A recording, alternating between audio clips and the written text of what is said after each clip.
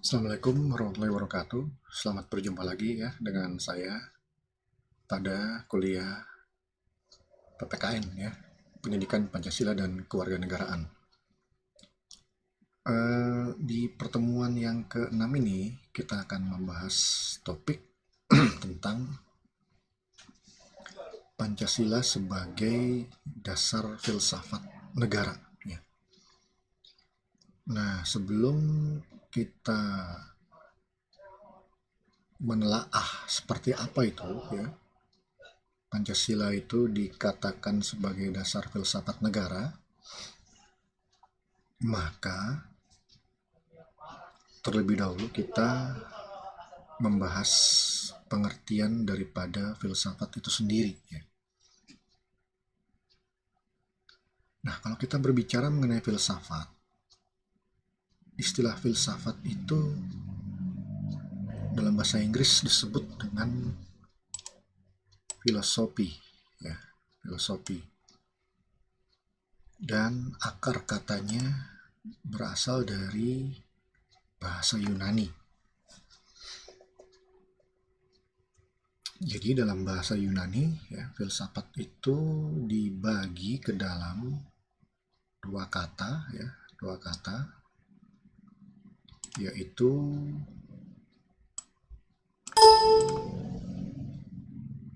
pilihan ya. Kalau diterjemahkan ke dalam bahasa Indonesia itu artinya cinta, dan sopos ya. Sopos terjemahannya dalam bahasa Indonesia itu kearifan ya, atau hikmah, atau bisa juga diterjemahkan dengan kebijaksanaan ya. Pilihan ini ya, pilihan kadang juga disebut dengan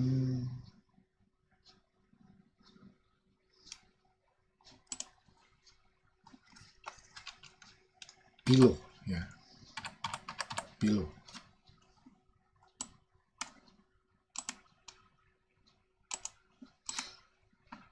Jadi pilihan ini juga memiliki istilah lainnya, yaitu pilo ya, pilo. Kemudian sopos ini kadang juga disebut dengan Sophia.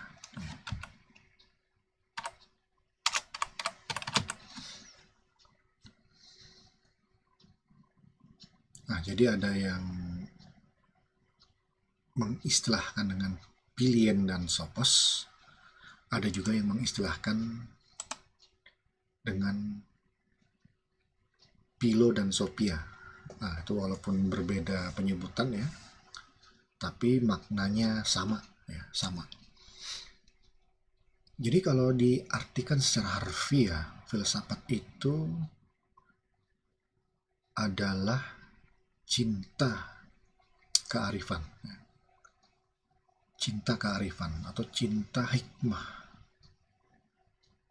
Hikmah ini juga bisa kita artikan ilmu pengetahuan ya, atau cinta kebijaksanaan. Nah, sebenarnya ini substansi daripada filsafat ini juga masuk ke dalam sila keempat ya. Kerakyatan yang dipimpin oleh hikmah kebijaksanaan dalam permusyawaratan perwakilan. Jadi sila keempat ini menginginkan agar rakyat itu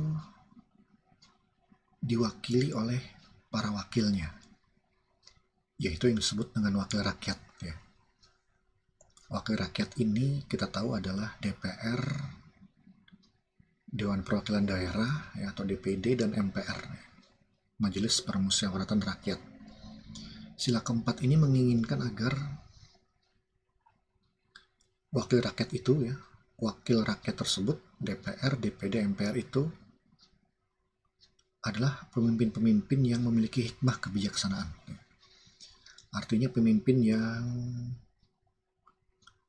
berwawasan luas ya, memiliki ilmu pengetahuan yang luas, memiliki kebijaksanaan ya, memiliki kearifan dan sebagainya. Nah, itu sebenarnya makna daripada sila keempat ya.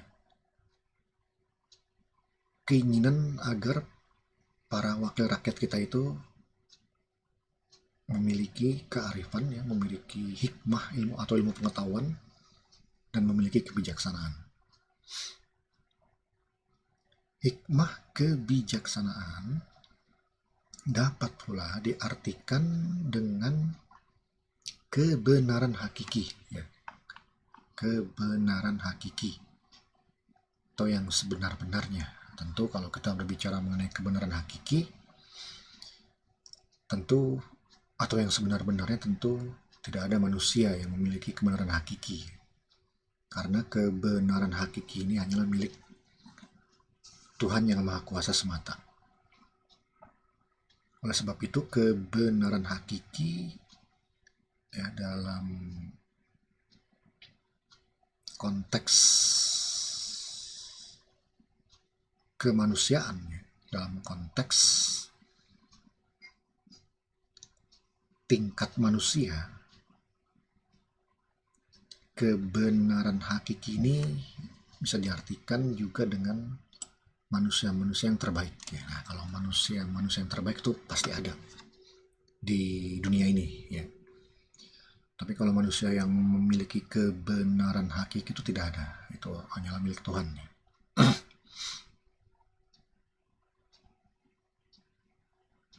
Nah, kebenaran di dalam hikmah kebijaksanaan ini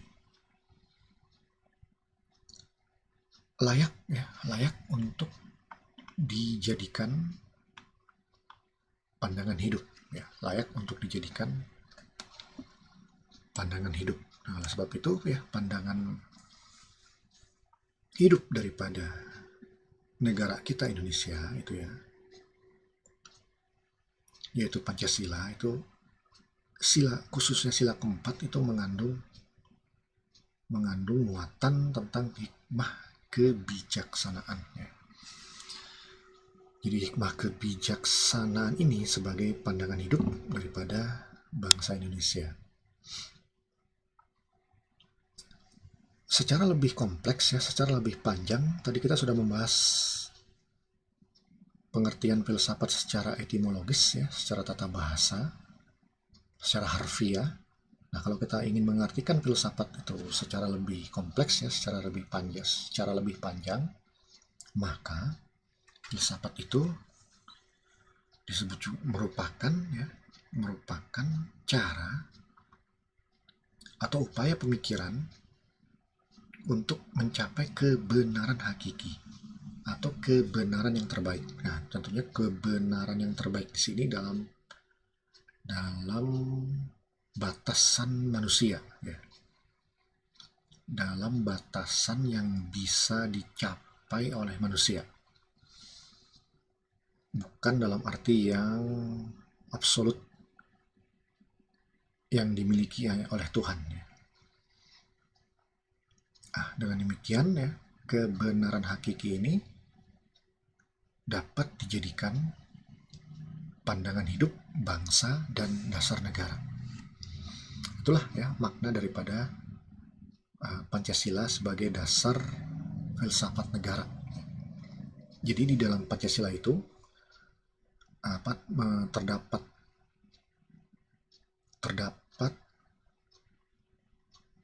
pandangan hidup ya,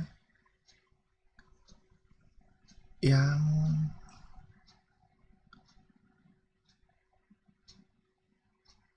memiliki tingkat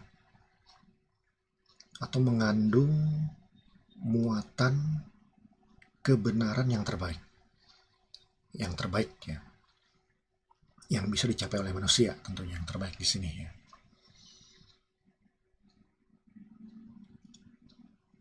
Nah, di dalam Pancasila itu terkandung nilai-nilai ideal ya, nilai-nilai ideal. Nah, nilai-nilai ideal ini juga bisa kita persamakan ya, atau bisa kita kaitkan dengan hikmah kebijaksanaan atau kebenaran hakiki yang tadi kita bahas di atas ya.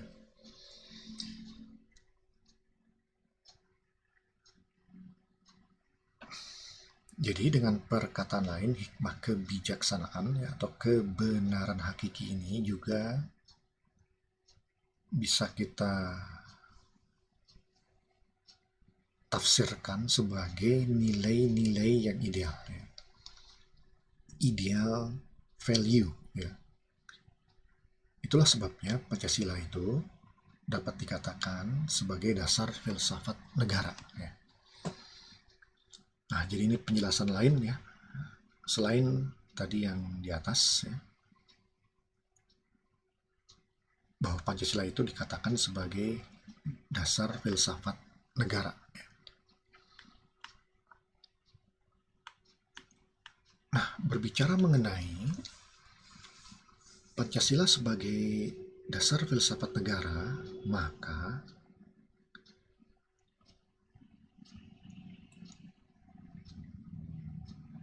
dapat kita telusuri ya, asal mulanya. Nah, sehingga di bagian ini kita membahas asal mula Pancasila sebagai dasar filsafat negara.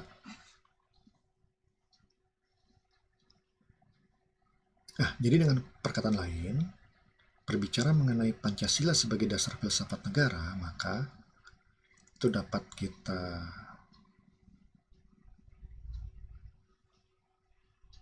telaah, ya, dapat kita elaborasi asal mula daripada Pancasila itu sendiri, ya.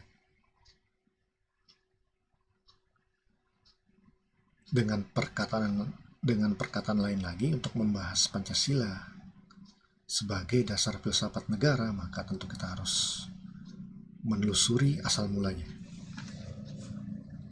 Nah, berbicara mengenai asal mula Pancasila, maka itu dapat kita bagi menjadi tiga, ya. Dapat kita bagi menjadi tiga. Yang pertama causa formalis, ya. Yang kedua causa materialis, dan yang terakhir, yang ketiga adalah causa finalis, ya. Causa finalis.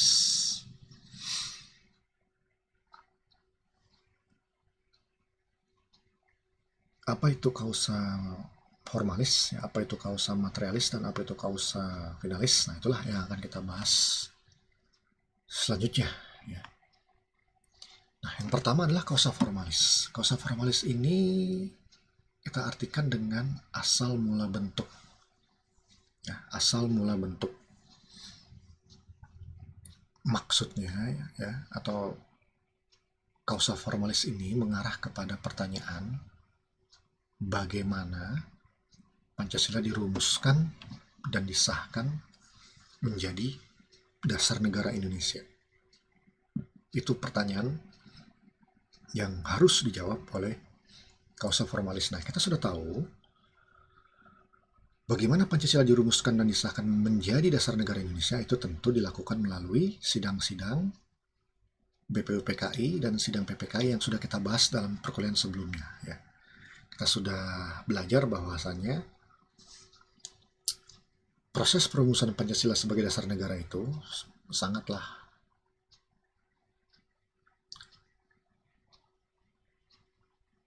kompleks, ya, sangatlah penuh perdebatan, penuh kontroversi, ya, penuh pro dan kontra. Namun pada akhirnya berhasil dirumuskan suatu naskah dasar negara yang disepakati bersama, yang kemudian disebut Pancasila. Nah, kita tahu juga sebelum bernama Pancasila, dasar negara kita sempat bernama Piagam Jakarta, ya, atau Jakarta Charter. Kemudian sidang BPUPKI dan kemudian teruskan oleh sidang PPKI menyepakati dasar negara Pancasila ini menggunakan usulan nama dari Bung Karno, ya, di mana Bung Karno mengusulkan bahwa dasar negara kita ini sebaiknya dinamakan Pancasila. Nah, usulan Bung Karno itu diterima dengan baik sehingga Pancasila resmi menjadi nama daripada dasar negara Indonesia. Kemudian yang kedua adalah causa materialis. Kalau kita berbicara mengenai kausa materialis, nah ini berarti berbicara mengenai asal mula bahan. Nah, Pancasila ini diracik ya dari bahan-bahan apa saja. Ya, dari bahan-bahan apa saja. Pancasila ini dirumuskan menggunakan sumber-sumber apa saja. Ya, dengan kata lain, sumber-sumber apa yang menentukan isi daripada Pancasila. Ya, Pancasila. Ini para pendiri negara kita merumuskan Pancasila, mereka itu mendapatkan ide dari mana? Itu ya, tentu mereka punya referensi ya, punya pengetahuan yang mereka dapatkan dari berbagai macam sumber. Nah, inilah yang dimaksud dengan asal mula bahan. Dari mana bahan-bahan untuk merumuskan Pancasila? Nah, tentu saja Pancasila kita itu ya digali ya, dari budaya asli bangsa Indonesia sendiri. Jadi para pendiri negara kita dalam merumuskan dasar-dasar negara itu, mereka itu menggali dari budaya Indonesia sendiri ya. Nah, budaya asli bangsa Indonesia ini tercermin di dalam kerajaan-kerajaan Nusantara ya, Nusantara. Terakhir adalah kausa finalis. Jadi ada kausa formalis, asal mula bentuk, kausa materialis, asal mula bahan, dan kausa finalis, asal mula tujuan. Kalau kausa finalis itu adalah Pancasila yang diresmikan sebagai dasar negara dalam sidang PPKI. Itulah kausa finalisnya. Itu berarti Pancasila yang kita kenal sekarang ini yang berhasil disepakati oleh para pendiri negara kita sebagai dasar negara Indonesia. Itulah yang dimaksud dengan kausa finalis ya. Asal mula yang menjadi Pancasila yang ditetapkan secara resmi.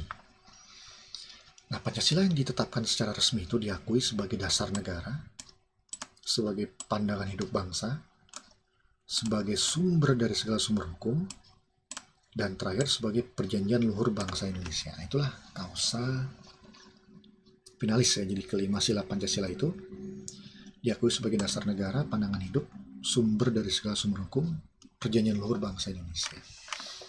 Sekarang kita kembali ke kausa materialis ya, dan kausa formalis.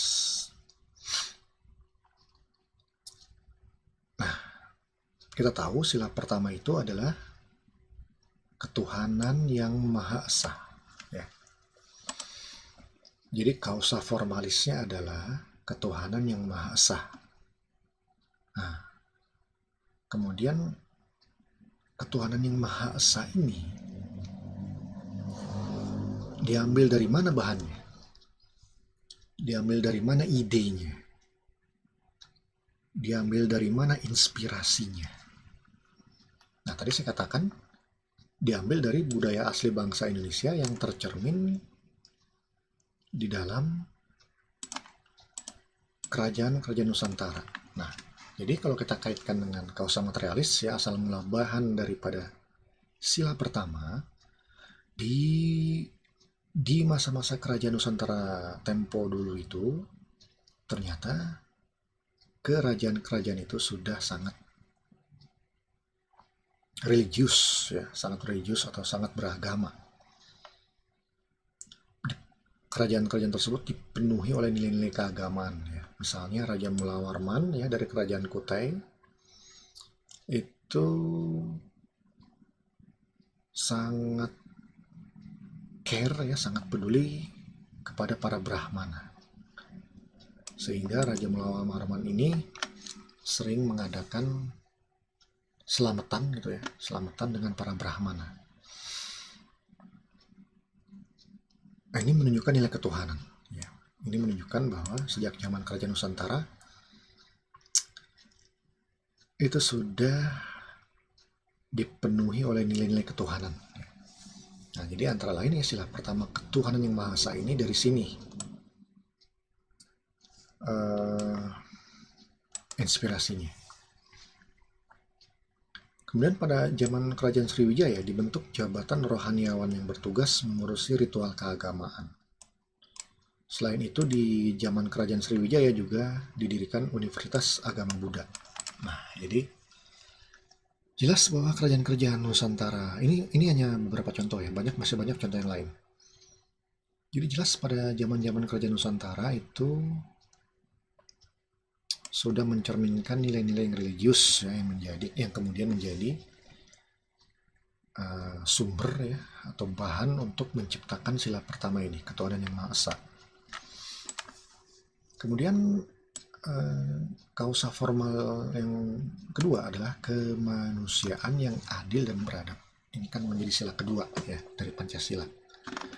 Ini dari mana inspirasinya, dari mana idenya, dari mana sumbernya?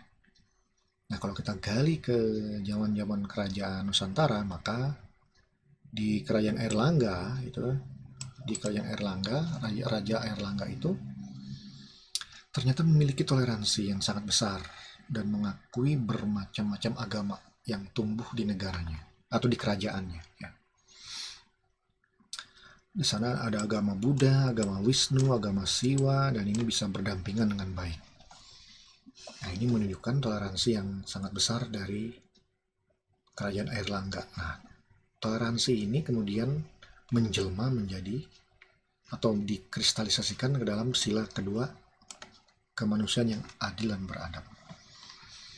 Kemudian pada zaman kerajaan Majapahit, agama Buddha dan Hindu itu sangat damai ya, sangat bersahabat, bersaudara, dan tidak ada konflik. Jadi toleransi keagamaan antara Buddha dengan Hindu sangat tinggi.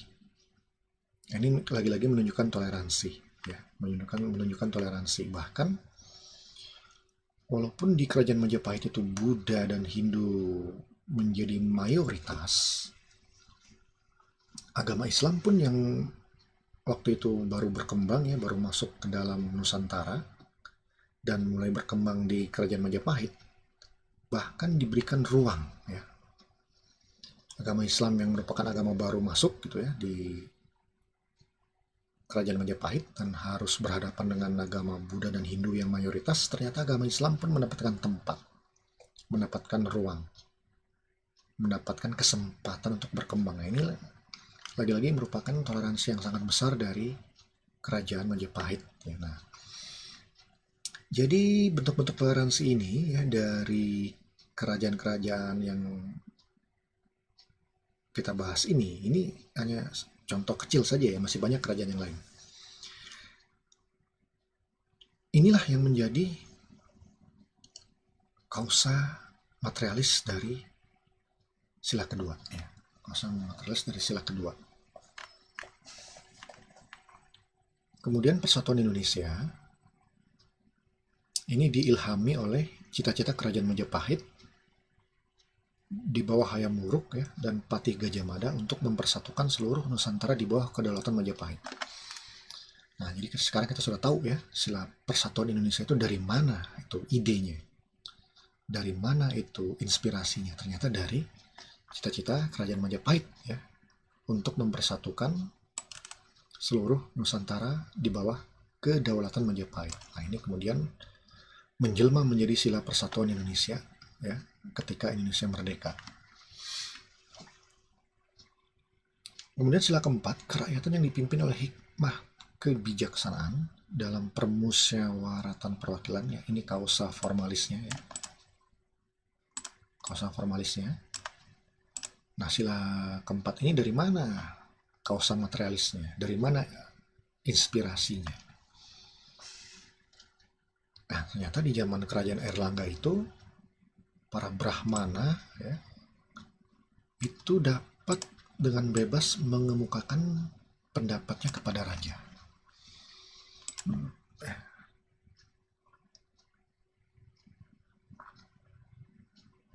ini kalau di zaman sekarang ini mirip dengan anggota DPR yang memberikan masukan ya, yang memberikan pandangan, pertimbangan kepada pemerintah atau presiden ya. Kemudian sistem kenegaraan Majapahit mengutamakan musyawarah mufakat untuk pembentukan kebijakan negara. Nah, ini juga musyawarah mufakat ini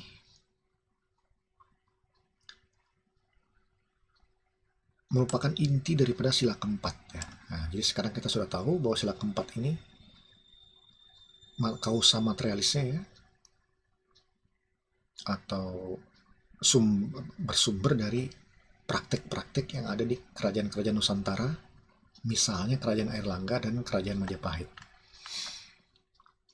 Terakhir ya, sila kelima, keadilan sosial bagi seluruh rakyat Indonesia ya. Ini kausa formalisnya ya, sila kelima. Kausa materialisnya ya. Jadi sila kelima ini akarnya gitu ya, inspirasinya dari praktik di Kerajaan Kutai ya, di mana Raja Mula Warman itu merupakan raja yang dermawan yang suka memberi sumbangan kepada para brahmana. Nah, ini mirip konsep zakat dalam Islam ya. Kemudian di zaman Kerajaan Sriwijaya ini dibentuk lembaga semacam koperasi ya, untuk memfasilitasi para pedagang dalam memasarkan produknya demi terwujudnya kesejahteraan bersama. Selain itu, Kerajaan Sriwijaya juga memiliki cita-cita luhur untuk mewujudkan negara yang adil dan makmur, mencapai kesejahteraan bersama. Nah, ini rupanya menjadi inspirasi, menjadi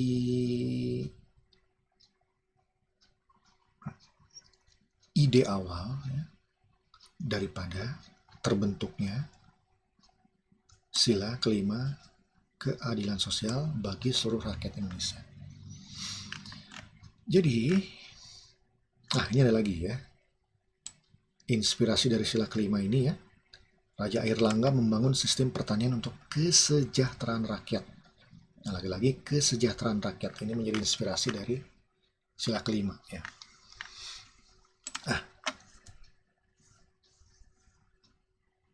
Tidak bisa dipungkiri ya, harus kita akui bahwa Pancasila itu juga mengandung banyak nilai-nilai yang universal ya, yaitu nilai-nilai yang sama di seluruh dunia, nilai-nilai yang diakui oleh negara-negara di dunia ini ya. Itu memang ada itu ya, nilai universalnya. Tapi juga bisa kita katakan bahwa Pancasila itu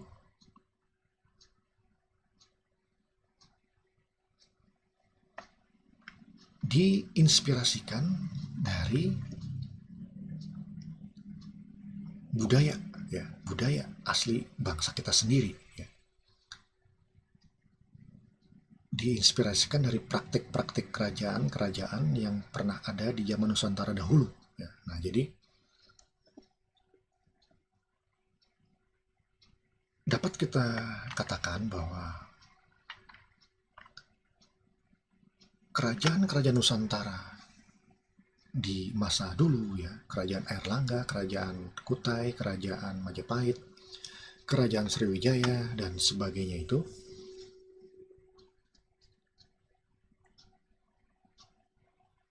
telah memiliki ya, nilai-nilai universal ya, yang diakui oleh negara-negara di dunia ini ya. Dengan perkataan lain, kerajaan-kerajaan Nusantara yang pernah ada di Indonesia itu merupakan kerajaan-kerajaan yang sangat beradab ya, sangat beradab, yang bahkan juga menerapkan nilai-nilai universal yang diakui yang sama ya, yang juga dikenal di negara-negara lain di dunia ini ya. Dan kemudian nilai-nilai universal itu dikristalisasikan menjadi Pancasila yang kita kenal sekarang ini. Nah, dengan demikian, walaupun Pancasila kita itu banyak mengandung nilai-nilai universal yang juga sama, yang diakui oleh semua negara di dunia, bukan berarti Pancasila kita itu merupakan cangkokan ya dari sumber-sumber asing, ya, sumber-sumber asing. Bukan berarti Pancasila itu dicontoh ya, atau ditiru dari nilai-nilai universal dari dunia luar ya, dunia luar atau dari negara lain. Tapi